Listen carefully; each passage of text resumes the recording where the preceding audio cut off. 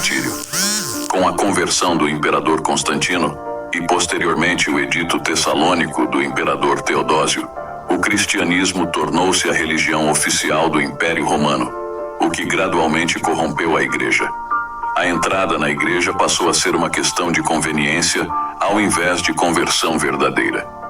Muitas pessoas traziam suas crenças e doutrinas pagãs para a igreja e, ao se declararem cristãs, recebiam benefícios do governo ao invés de perseguição, enchendo a igreja de indivíduos não convertidos.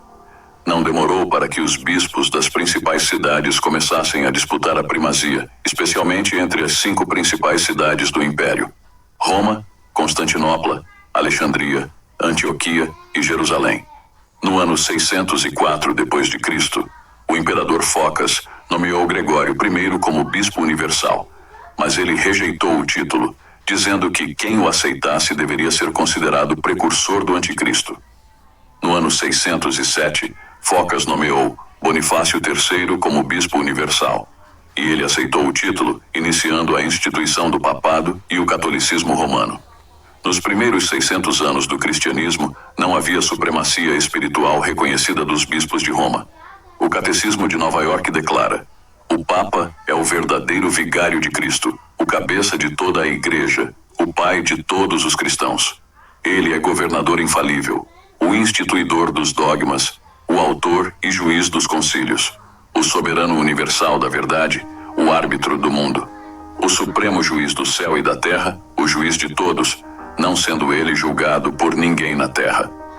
A coroa tripla do Papa simboliza sua autoridade no céu, na terra e no inferno, sobre a igreja militante, purgante e triunfante. O Papa, sendo infalível, criou muitos dogmas contrários às Escrituras ao longo da história: culto a Maria, Mãe de Deus, Imaculada, Intercessora, Corredentora, assunto aos céus, purgatório, culto às imagens, canonização dos santos, a Inquisição, a Companhia de Jesus, o braço da Inquisição, a transubstanciação, dogma da Imaculada Conceição, dogma da infalibilidade papal, dogma de Assunção de Maria, a adoração à Eucaristia. O catolicismo vem perdendo seus fiéis a cada ano devido à verdade da palavra de Deus que muitos vêm tendo acesso. Na Europa, as igrejas estão vazias. Na América Latina, o catolicismo perde fiéis aos milhares a cada ano. Quando estudamos a liturgia dos dogmas à luz da Bíblia, aprendemos que não possuem apoio bíblico. O catolicismo romano não é a primeira igreja cristã, a igreja cristã de onde procedem todas as outras. Até o IV século não havia denominações. O catolicismo romano é um desvio da religião cristã e a reforma uma volta ao cristianismo bíblico. O papado é a espinha dorsal do catolicismo romano. Todo o edifício está construído sobre um falso fundamento de que Pedro é a pedra sobre a qual a Igreja de Cristo está fundada, e que Pedro foi o primeiro Papa, e que os Papas são sucessores legítimos de Pedro. Pedro nunca foi Papa. O texto de Mateus é frequentemente utilizado pelo catolicismo romano para justificar a primazia de Pedro, mas essa interpretação é equivocada. Vejamos: e eu digo que você é Pedro, e sobre esta pedra edificarei a minha igreja, e as portas do Hades não poderão vencê-la. O contexto do trecho está focado em Cristo, a opinião do povo sobre ele como Filho do Homem, termo messiânico, a opinião dos discípulos sobre ele, a declaração correta de Pedro sobre a messianidade e divindade de Jesus, a afirmação de Jesus de que ele é o fundamento, o dono, o edificador e protetor da igreja, a declaração de que ele veio para morrer, a demonstração de sua glória na transfiguração. Não era uma conversa particular entre Pedro e Cristo, mas uma dinâmica de grupo, onde Jesus discutia o propósito da sua vinda ao mundo. Jesus elogiou Pedro pela declaração inspirada de que ele é o Filho do Deus vivo, e é sobre esta Petra, Cristo, que a igreja é fundada. Teólogos romanos argumentam que no aramaico, Cefas significa pedra. No entanto, Cefas no aramaico não se traduz por Petra, mas por Petros, que significa fragmento de pedra. Petra é a raiz, enquanto Petros deriva de Petra. Assim como Cristo não deriva de cristão, mas cristão deriva de Cristo. O catolicismo romano afirma que se Cristo é o fundamento, não pode ser o edificador. Contudo, há uma superposição de imagens, como em João 10, onde Jesus é descrito como o pastor e também a porta. No Antigo Testamento, Petra nunca é usado para um homem, mas somente para Deus. O próprio Pedro declara que Cristo, e não ele, é a pedra. Vejamos. Este Jesus é a pedra que vocês, construtores, rejeitaram e que se tornou a pedra angular. Não há salvação em nenhum outro, pois debaixo do céu não há nenhum outro nome dado aos homens pelo qual devamos ser salvos.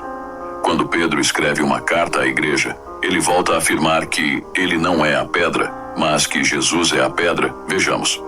À medida que se aproximam dele, a pedra viva, rejeitada pelos homens, mas escolhida por Deus e preciosa para ele, vocês também estão sendo utilizados como pedras vivas na edificação de uma casa espiritual para serem sacerdócio santo, oferecendo sacrifícios espirituais aceitáveis a Deus por meio de Jesus Cristo.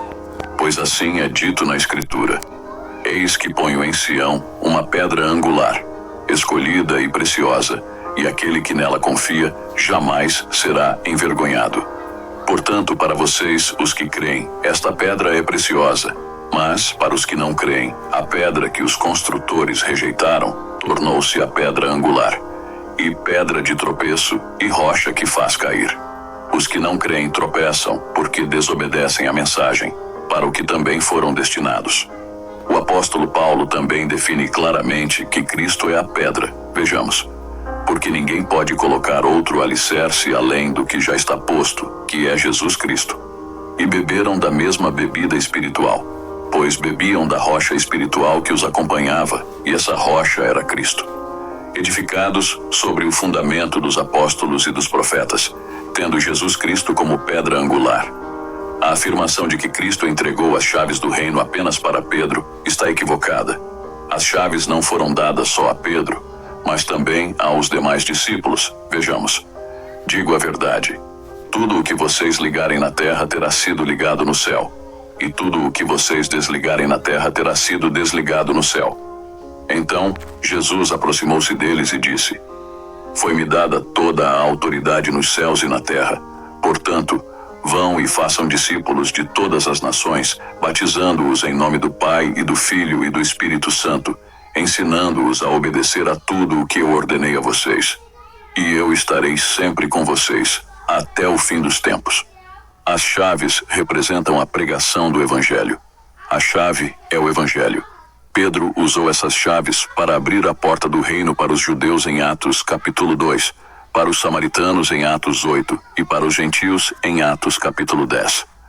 Cristo é a porta do céu. Só Cristo tem o poder de abrir e fechar a porta. A Bíblia mostra várias fases de vulnerabilidade de Pedro para ser a pedra fundamental da igreja. Primeiro, Pedro, o contraditório. Imediatamente depois de afirmar a messianidade e a divindade de Cristo, tenta impedi-lo de ir à cruz, pelo que é chamado de Satanás. Vejamos. Então Pedro, chamando-o à parte, começou a repreendê-lo, dizendo: nunca, Senhor, isso nunca te acontecerá. Jesus virou-se e disse a Pedro: para trás de mim, Satanás.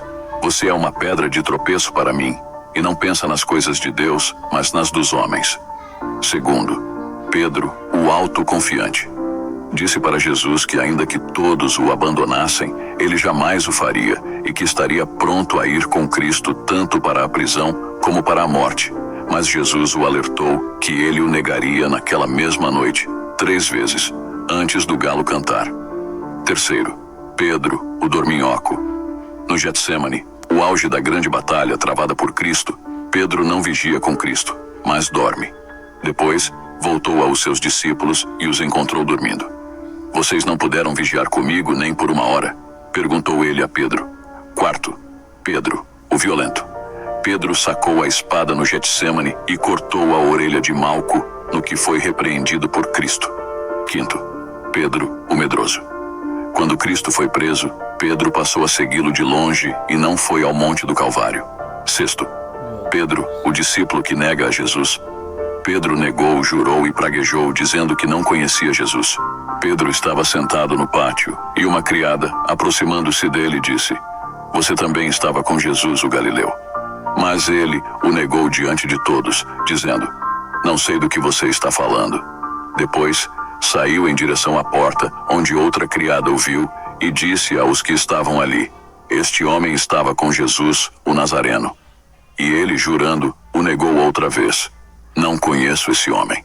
Pouco tempo depois, os que estavam por ali chegaram a Pedro e disseram: Certamente você é um deles. O seu modo de falar o denuncia. Aí ele começou a lançar maldições e a jurar: Não conheço esse homem.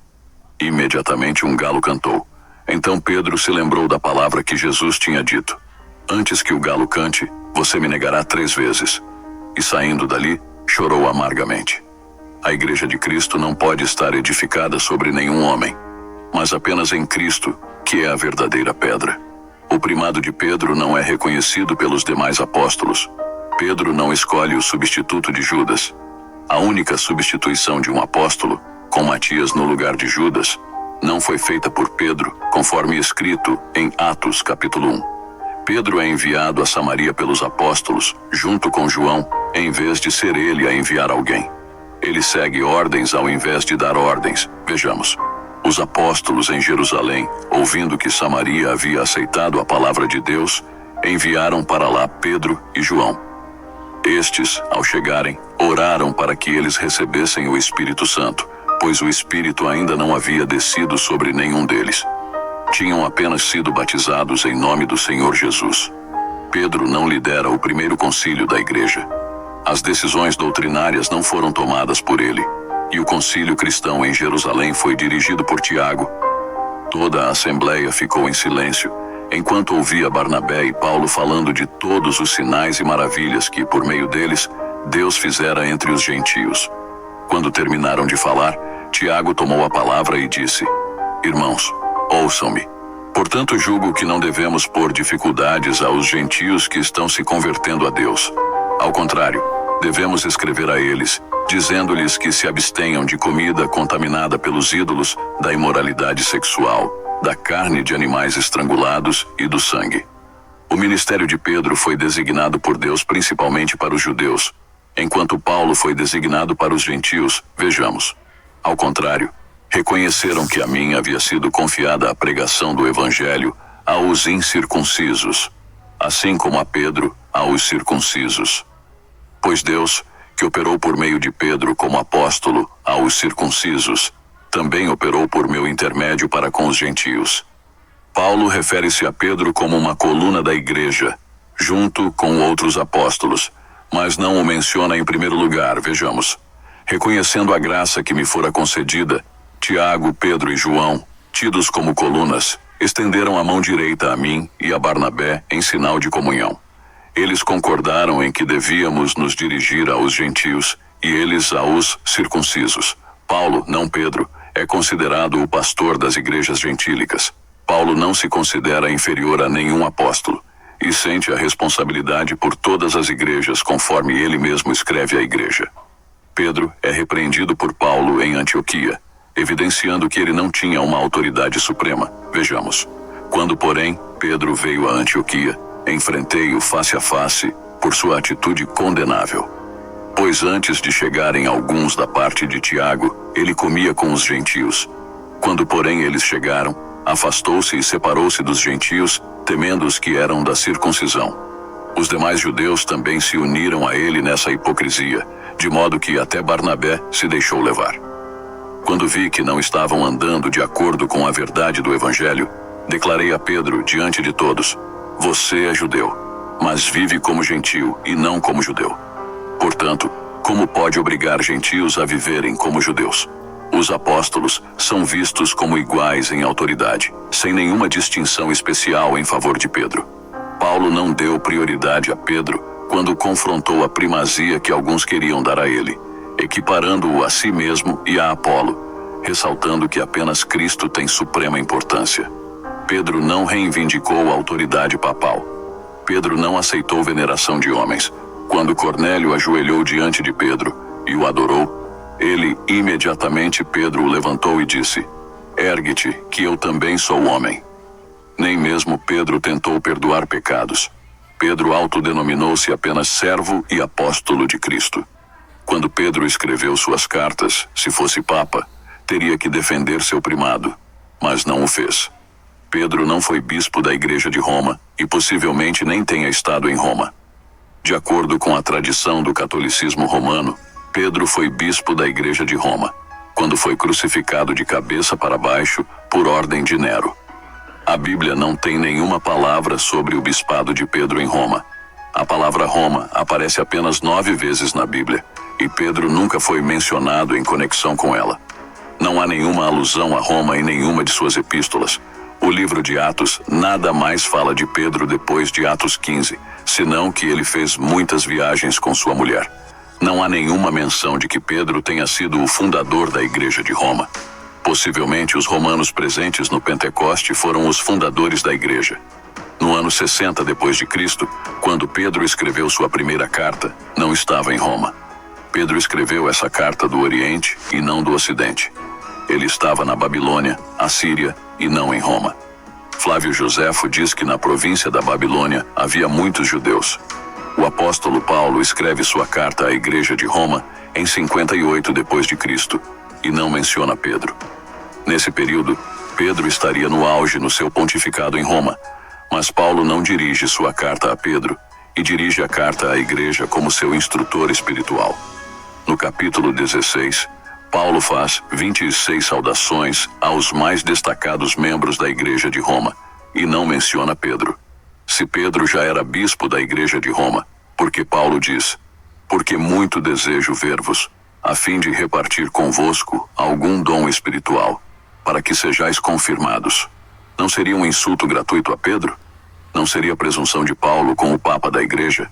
Se Pedro fosse Papa da Igreja de Roma, porque Paulo diz que não costumava edificar sobre o fundamento de outrem, esforçando-me deste modo por pregar o Evangelho, não onde Cristo já fora anunciado, para não edificar sobre fundamento alheio. Não há nenhum fato bíblico ou histórico em que Pedro transfira seu suposto posto de Papa a um outro sucessor. Não apenas está claro à luz da Bíblia e da história que Pedro não foi Papa, como também não há nenhuma evidência bíblica ou histórica de que os papas são sucessores de Pedro.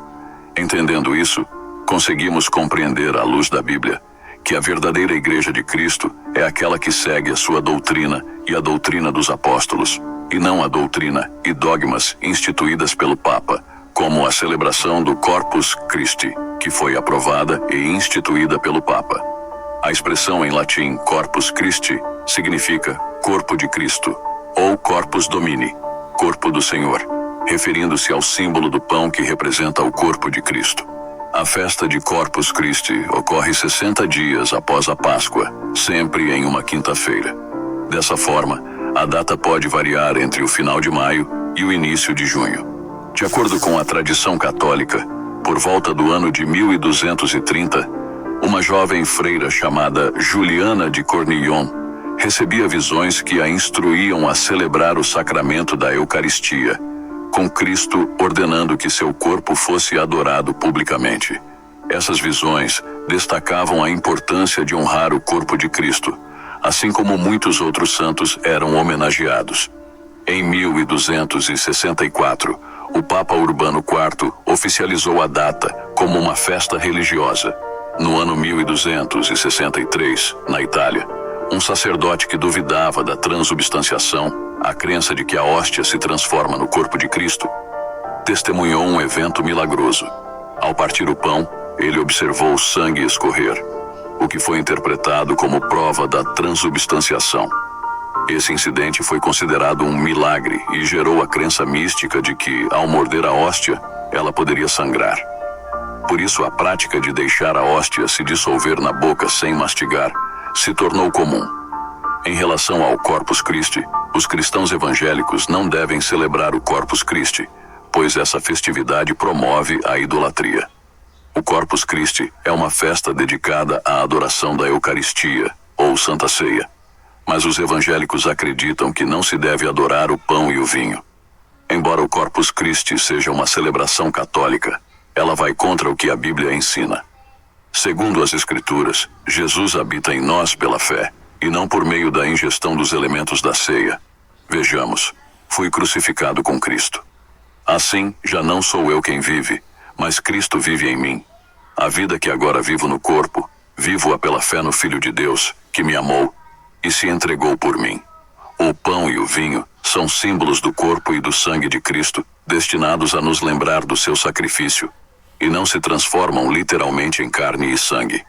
Participar da ceia é um ato de proclamar a morte de Jesus ao mundo. Quando um cristão participa da ceia, está demonstrando sua fé no sacrifício de Jesus na cruz e reconhecendo que Cristo habita nele. A ceia é, portanto, uma forma de recordar e honrar o sacrifício de Jesus. O Corpus Christi, no entanto, celebra a presença física de Jesus nos elementos da ceia, algo que os evangélicos não acreditam ser bíblico. Jesus não entra literalmente no pão e no vinho. O Espírito de Deus habita em todos aqueles que aceitam Jesus como Salvador de maneira espiritual, sem a necessidade do ato físico de tomar a ceia. Assim, a premissa do Corpus Christi é considerada equivocada. A doutrina de que o pão e o vinho se transformam no corpo e sangue de Jesus é conhecida como transubstanciação.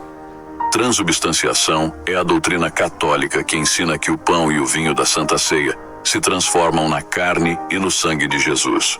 Assim, o pão e o vinho não são apenas símbolos. Segundo essa doutrina, o crente literalmente consome Jesus. No entanto, a Bíblia não afirma que o pão e o vinho se tornam literalmente a carne e o sangue de Cristo.